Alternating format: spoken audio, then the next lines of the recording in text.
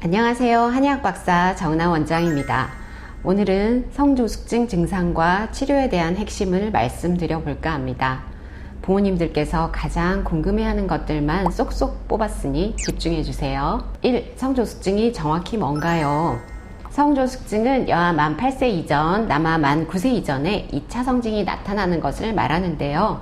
가끔 초등학교 5, 6학년 딸아이가 가슴이 자꾸 더 나오는 것 같다면서 성조숙증 문의를 하시는 부모님들이 계십니다.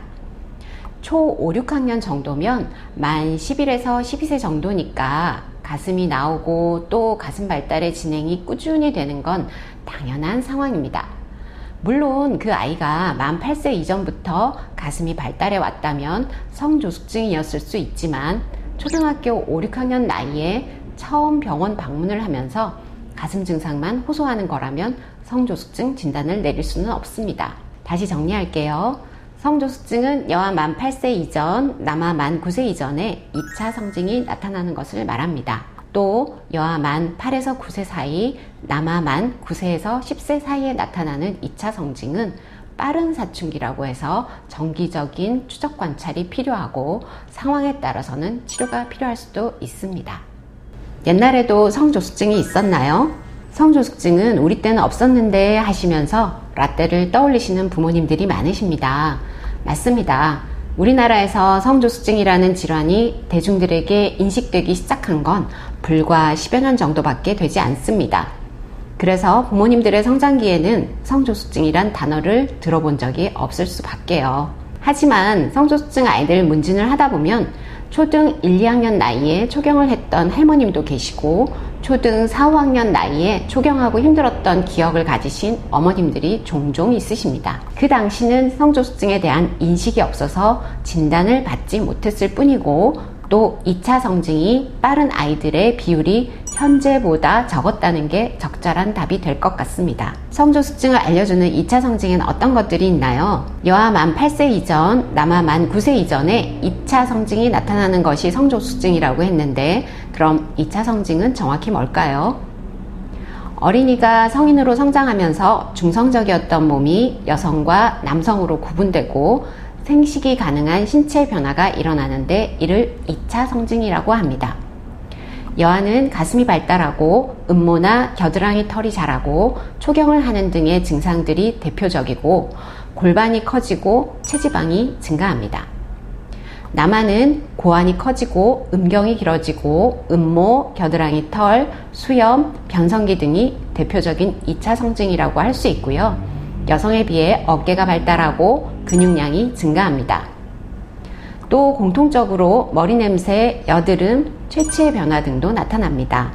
여아의 초기 증상은 가슴 발달인 경우가 대부분이라 초기 발견이 용이한 부분이 있지만 살집이 있는 여아의 경우는 살과 구분이 되지 않아 늦게 확인되기도 합니다. 남아의 경우는 고환 크기가 커지는 것이 가장 첫 증상이라 초기 발현이 여아에 비해 늦어지는 경향이 있어서 정기적인 검진을 통해 확인하는 것이 중요하겠습니다. 성조숙증은 반드시 치료해야 하나요? 부모님들이 아이 성조숙증을 걱정하시면서 내원을 하시면 대부분 엄마와 아빠의 온도차가 느껴집니다. 엄마는 이른 초경과 성장 지연을 치료해 주어야 한다는 간절함이 뜨거운 편이고요. 아빠는 어차피 나타날 텐데 좀 일찍 나타난다고 무슨 문제가 있겠어? 하시면서 치료에 대한 간절함이 냉랭한 편이죠. 아이들의 나이와 발달 정도에 따라 엄마가 오버하는 것일 수도 있고 아빠가 개념이 없는 것일 수도 있습니다. 결국 케바케라는 것이니까 일단 전문기관에 방문하는 것은 중요합니다. 그렇다면 성조숙증 치료를 꼭 해야 하는 아이가 치료나 관리를 하지 않았을 경우 어떤 문제가 생길까요? 원래 자랄 수 있는 키보다 5에서 15cm 정도 덜 자랄 수 있습니다. 그나마 원래 자랄 수 있는 키가 아주 장신일 경우에는 덜 자란다고 해도 남녀 성인 평균 키에 가까울 수 있지만 원래 자랄 수 있는 키가 남녀 성인 평균 키 정도였다면 최종 키는 많이 작아질 수 있습니다. 또 성조숙증 환아의 80에서 90%가 여자아이들인데 여아들은 남아들보다 2차 성징이 눈에 띄기 때문에 친구들과의 비교를 통해 부끄러워하거나 위축되어 자신감, 자존감이 떨어져 문제가 되기도 합니다. 특히 여아들의 초경이 만 10세 이전일 경우에는 스스로의 몸이나 위생을 돌보는 게 아직 미숙해 부모님과 아이가 모두 불편을 겪거나 친구들에게 놀림을 받기도 합니다. 최근에는 이른 초경이 성인 건강에 미치는 영향에 대한 연구들이 다양해지고 있습니다. 초경을 빨리 한 만큼 폐경이 빨라질 수 있고 또 유방암, 난소암, 자궁암 등과 같은 부인과 질환의 발생률을 높인다는 건 이제 많이들 알고 계시는데요. 뇌졸중, 심근경색, 담석증, 치매 등과 같은 질환과의 연관성도 밝혀지고 있는 상황입니다. 정리해 보겠습니다. 최종 성인 키의 손실, 어린 나이에 생활상의 불편, 정신적인 불안과 위축, 암, 심혈관 질환 등과 같은 성인병 이환율 증가 등이 성조숙증이 관리나 치료되지 못했을 때 겪을 수 있는 문제점들입니다. 이제 평생 건강을 위해 미리 검진하고 치료가 필요한 질환임을 아시겠죠? 성조숙증 치료는 어떻게 하나요? 성조숙증 치료에 대해서 얘기하기 전에 성조숙증 검사는 언제부터 신경 써야 하는지부터 말씀드릴게요. 빨리 발견된 성조숙증을 제때 관리하고 치료하는 것이 가장 좋기 때문에 검진 시기를 잘 챙기는 것이 중요하겠습니다.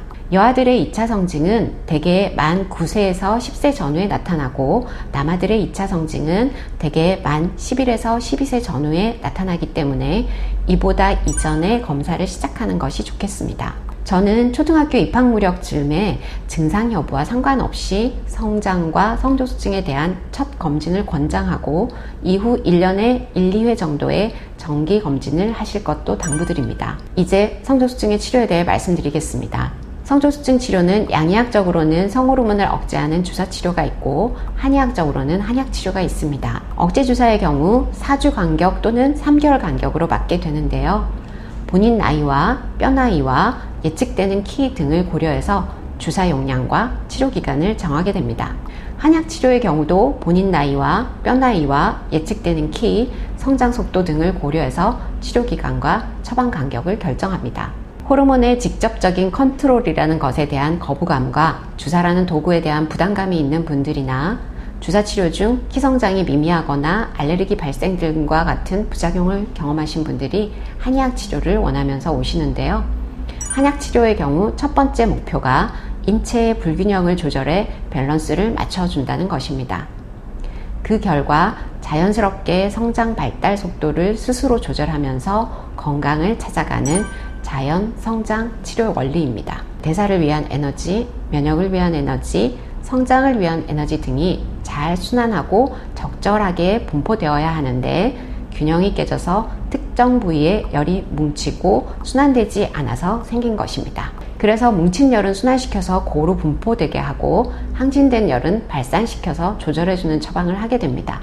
효과적인 치료를 위해서는 정확한 진단이 필요하고 치료 과정의 경과 역시 객관적인 데이터로 확인을 하면서 치료 방향을 세밀하게 조정해 가야 하는데요. 그래서 처음 진단할 때와 중간중간 경과를 평가할 때 한의학적인 검진과 양의학적인 검진을 모두 활용해 종합적으로 판단하고 최선의 치료 계획을 세우는 것이 중요합니다. 또 인체 내부적인 문제들을 잘 해결하더라도 외부 환경적인 요소들이 컨트롤되지 않는다면 재발하거나 최종 결과를 나쁘게 할 수 있기 때문에 건강한 습관을 만들 수 있도록 아이와 부모님과 의료기관이 함께 노력해야 합니다. 한의학적인 치료 이후에 부모님들이 가장 고마워하고 좋아하는 것이 아이가 스스로 건강한 습관에 대해서 알고 노력하는 점입니다. 증상만을 없애고 떼어내는 것이 아니라 근본적인 조절력을 키워내기 위한 치료와 관리의 장점이라고 할 수 있겠습니다. 가장 기본이면서도 꼭 아셨으면 하는 성조숙증에 대한 내용들을 살펴보았는데요. 우리 아이들의 건강한 성장에 도움이 되셨길 바랍니다. 감사합니다.